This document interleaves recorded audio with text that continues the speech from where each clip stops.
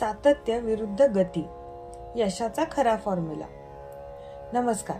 तुम्ही कधी विचार केला आहे का की तुमच्या आयुष्यातील सर्वात मोठी अडचण काय आहे?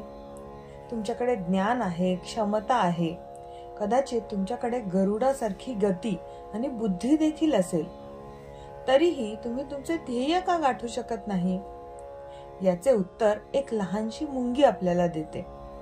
आज आपण एक असे प्राचीन सुभाषित पाहूयात जे सांगते की तुम्ही मुंगी आहात की गरुड. यापेक्षाही महत्वाचे आहे की तुम्ही पुढे पुढे चालत आहात की नाही. हे सुभाषित यशाचा तो सर्वात मोठा फॉर्म्युला सांगते, जे तुम्हाला सातत्य आणि आळस यातील फरक शिकवते. योजनानां सहस्त्रम तु शनैर्गच्छेत पिपीलिका अगच्छन् वैनतेयो अपि पदम एकम न गच्छति.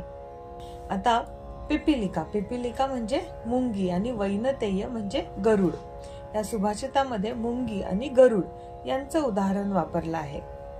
योजनानां सहस्त्रम तु शनैर्गच्छेत पिपीलिका म्हणजे मुंगी धीमेपणाने आणि चिकाटीने चालली तर ती हजारो योजने अंतर चालू शकेल. योजनानां सहस्त्रम म्हणजे हजारो योजने अंतर ती चालून जाऊ शकेल. आता आपल्याला माहितीये मुंगी किती हळूहळू चालते, पण तरी सुद्धा ती जर सलग चालत राहिली तर ती हजारो योजने अंतर चालू शकते, असं इथे म्हटलं आहे.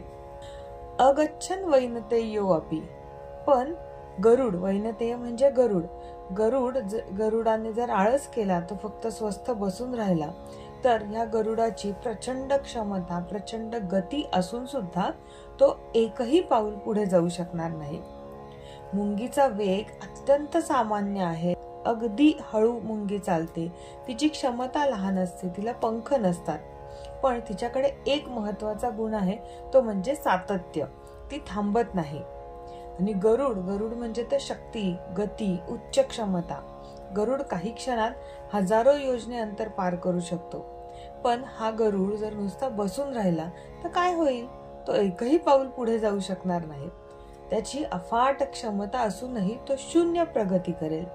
आणि हेच या सुभाषितामध्ये सांगायचं आहे की तुम्ही किती हळू चालता यानं फरक पडत नाही, पण तुम्ही चालत राहता की नाही याने नक्की फरक पडतो. नुसतीच मोठी स्वप्ने पाहण्यापेक्षा दररोज एक एक लहान पाऊल टाकणे सुद्धा अधिक महत्वाचे आहे. माणसाच्या प्रगतीला शारीरिक शक्तीपेक्षा मानसिक उत्साह, धैर्य आणि चिकाटीचा प्रयत्न यांची अधिक आवश्यकता असते.